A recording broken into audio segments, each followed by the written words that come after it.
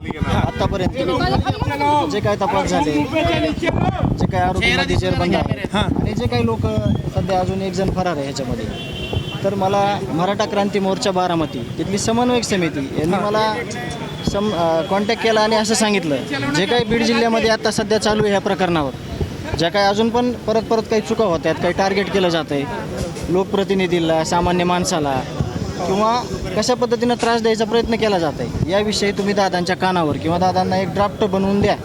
तर त्या हेतूने ज्या काही रिक्वायरमेंट आहेत, जे काही राहिलेले काम आहे, त्या संदर्भात मी अजितदादांची आत्ता भेट घेतली आणि मला थोड्याच वेळात त्यांना एक ड्राफ्ट द्यायचा सही करून, आणि तो ड्राफ्ट नंतर मी तुम्हाला सुद्धा देणार आहे की माझ्या काय मागण्या आहेत सध्या आणि सध्या इथं काय चालू आहे हे त्यांच्या कानावर घालणं माझं कर्तव्य आहे. म्हणून मी त्यांची भेट घेतलेली आहे आणि मला तो ड्राफ्ट आता तुमच्या काही मागण्या त्यांच्या कानावर घातल्या का? बोललं काय झालं तुमचं नेमकं?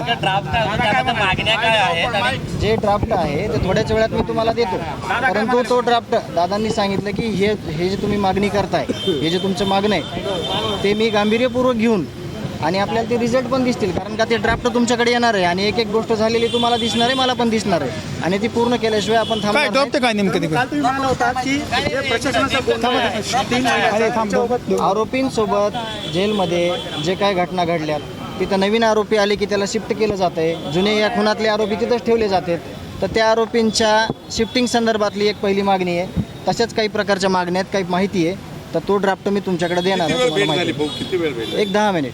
हां, 10 मिनिटं मी भेटलो, त्यांना तोंडी सांगितलं, परंतु ते म्हणले जे काही तुझ्याकडे लेखी आहे ते दे मला, त्याची अंमलबजावणी 100% करण्यात येईल. त्याच्यावर कारवाई झाल्यावर समाधानी होईल. ओके.